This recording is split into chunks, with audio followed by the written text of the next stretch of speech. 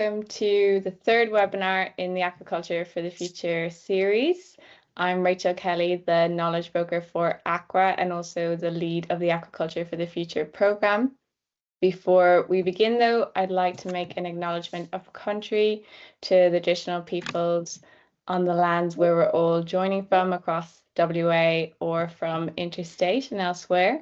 And a big thank you to all of you for joining us today, the funders of the Aquaculture for the Future programme, who are DPIRD, and also the Australian Government Future Drought Fund.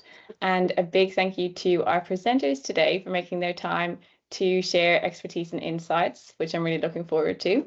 So this first webinar of the year is an outlook on what the WA aquaculture industry should have on the radar as we progress further into 2026.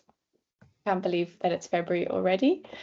We at ACWA conducted an industry needs survey last June that many of you might have contributed to, and it revealed that operators in WA are really keen to make industry connections, learn from others, but they also want support in some key areas, and that's navigating tech and innovation, and also building business resilience into the future. So you could choose to join this. It's the Aquaculture for the Future 2026 Outlook. What's in store for WA aquaculture?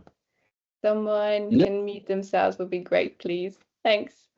Today's webinar has been designed to meet those needs of what industry have been asking for. So we're bringing together presenters from the peak body, which is obviously ourselves, ACWA, also from R&D, operations on ground, and regulation. So before we properly kick off, some housekeeping. Presenters have been allocated 8 minutes each. So I'll give them a quick reminder as that approaches, and hopefully we'll have time for a question after each one, but we'll have time allocated for a full discussion and proper Q&A at the end of the webinar, so stay tuned. As we go through, please feel free to use the chat to ask questions so they don't slip from your mind, and feel free to make comments and reflect throughout, and we'll be able to come back to them. And this webinar is being recorded, and we'll be sharing it on ACWA's new webinar webpage, and I'll pop a link into the chat shortly. So first cab off the rank is Justin Bellanger, who is ACWA's CEO, and he's here to provide some updates relevant to industry over the next year. So as an intro to Justin, he has over 25 years experience supporting businesses managing natural resources in aquaculture and fisheries, biosecurity, sustainability, as well as conservation. He's also an experienced director. In his spare time, he sails and also audits aquaculture and fishing enterprises against international ECG certification standards. So I will hand it over to you, Justin.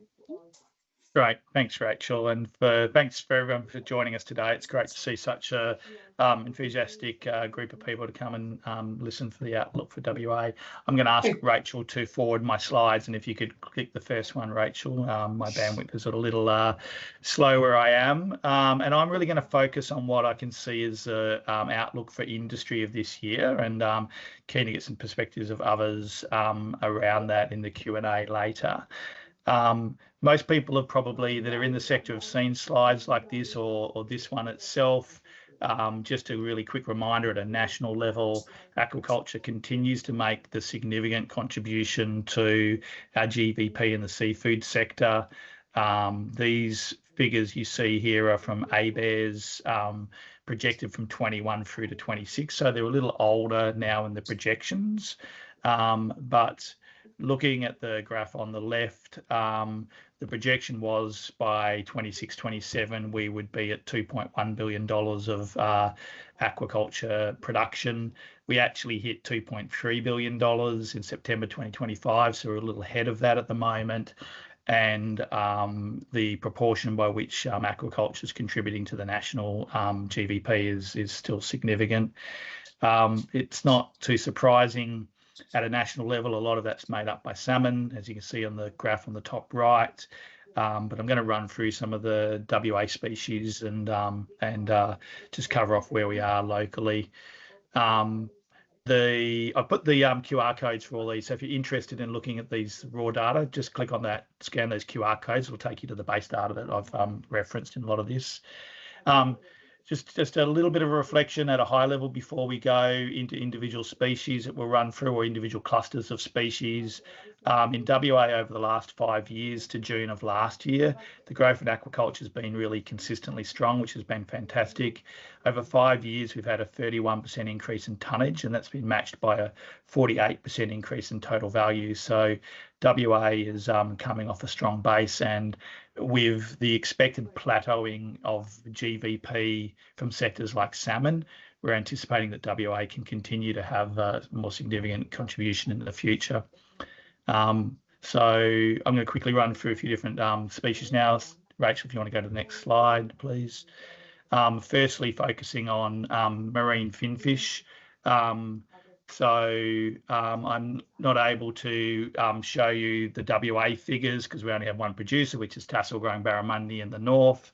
But I'm just going to really quickly run through some recent growth outlooks, challenges, what we're doing, and some potential unicorns. So you'll see at a national level on the graph on the right that obviously salmon's making up a really good proportion of the GVP, but we've had good increased growth nationally in barramundi. At a state level, what I can say, in the 5 years to 24-25, the yield from barramundi in Western Australia was up 43%. The price per kilo is up 29%, and the total value is up 85%. So we're seeing fantastic growth in barramundi marine finfish production in WA. In terms of expanding business areas over the coming year, tassel's expansion into new growing areas in the Kimberley is probably going to be the most significant one. Acknowledging that this won't appear in production for a number of years because of obviously the lag phase in terms of getting infrastructure in the water. But we're really very much looking at that, making a contribution to WA's sort of white flesh production of finfish. Challenges on the horizon for finfish is the environmental approvals for that expansion. And we're doing some work with tassel and in other areas around marine parks to try and make that navigate that a little bit make the navigation that a little bit more easier. Some potential unicorns on the horizon. Really hoping that a lot of the salmon producers will be motivated to diversify into white flesh production and come to WA to do that. Long-held goal to get more white fish production out of WA. So that's one of our unicorns for the marine finfish area.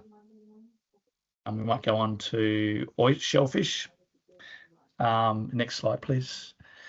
So for shellfish, oysters, abalone and pearls, the national picture generally, price for oysters is up, prices for pearls are rebounding, which is really great, but abalone is down and suppressed. Again, it's difficult to report for WA as the data are being collated in a way that doesn't make it easy to report sort of year-on-year improvements, but what I can say is for all of the shellfish combined, last year we had a total value of around $7.5 million in Western Australia, which is great. We're seeing increased hatchery production out of the Albany Shellfish Hatchery, including sending spat to East Coast growers. So that's really positive. The expansion in this coming year, we're really looking forward to Shoal Bay and the phase 2 of Oyster Harbour and the Great Southern coming online, both through the expansion of Harvest Road, but the other growers that have licenses down there. And I had to get a photo of the Midwest in there. So looking at the normalising of production of offshore oysters in the Midwest. Some of the challenges for oyster growers, access to capital and co-investment to realise those really big capex for site expansion, I think is really a real challenge, but a positive one given the growth in value of edible oyster aquaculture. Competing with production of East Coast growers is a challenge, as is health certification processes and costs. So for black pearls, hatchery production of spat remains a real challenge for that sector and something we've been working with the growers to try and assist with. And as I mentioned before, the really marginal viability for abalone is a bit of a challenge. But we've been helping where we can with all of those. Our unicorns for that, we're really trying to encourage East Coast growers for inedible oysters to look into WA. So next slide, please. I'll try and get through the next really quickly.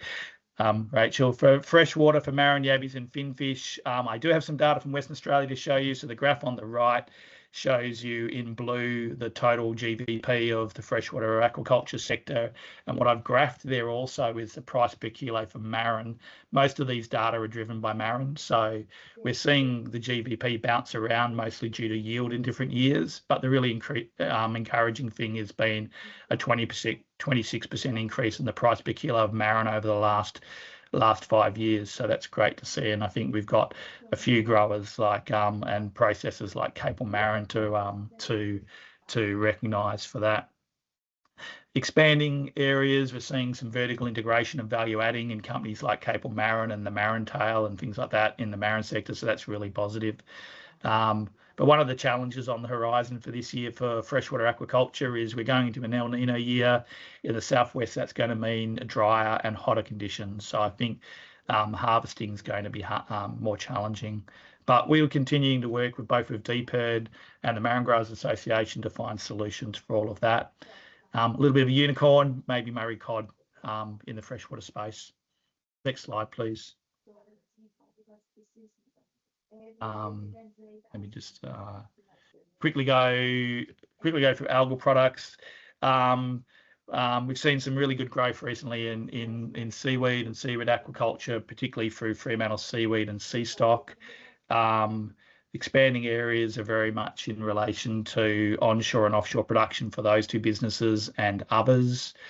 Challenges are very much hatchery and nursery capability and scaling up. We're trying to promote a Centre for Excellence for seaweed propagation and prospecting for seaweed in Western Australia. We think it's the best place in Australia to set that up. So it's one of the things that we're doing. And a unicorn in this space is Sea Forest. Really large capex out of Tasmania, big company looking to sites in WA. Second last slide, please, Rachel. I wanted to briefly touch on other areas, and particularly coral and live rock and non-extractive aquaculture. Not a lot of recent growth in this, but a lot of positive indications in terms of expansion into non-extractive aquaculture for commercial biodiversity credit outcomes with ventures in Metro Perth, Midwest and the Pilbara. We think this is a really positive sort of area. We've been trying to help with working with DPIRD around getting the policy in place for non-extractive aquaculture. I think the unicorn is really the corporate sector looking into this space. So last slide, Rachel, and I'll be done. Sorry for running over a little bit. So just some really brief closing remarks. Happy to answer some questions later, but really think that the demand for marine protein is projected to grow, particularly with things like the changes to demersal commercial fishing in Western Australia. Those traditional sources are declining. We think that there's a great role for all seafood production from aquaculture into WA to fill the gap of that. And I think I implore for you guys that are growers online, now is the time to position your business. Look to those larger industry leaders like Tassal and Huon and Harvest Road, who are positioning themselves now to take advantage of these emerging sort of supply markets in the future. So, and I'll just lastly say, I think the drivers for demand in those non-traditional forms of aquaculture, like non-extractive, they appear really sound. So we're really enthusiastic to see where that part of the sector emerges over the coming year. So with that, I probably ran over my time. I'm happy to answer questions maybe later, Rachel. It might be easier to give other people more time. Yeah, I reckon if we just keep the flow. Thanks, Justin. It was info dense, so I'm sure folks have questions. If you do and you don't want to forget it, pop it in the chat now and we'll come back to it.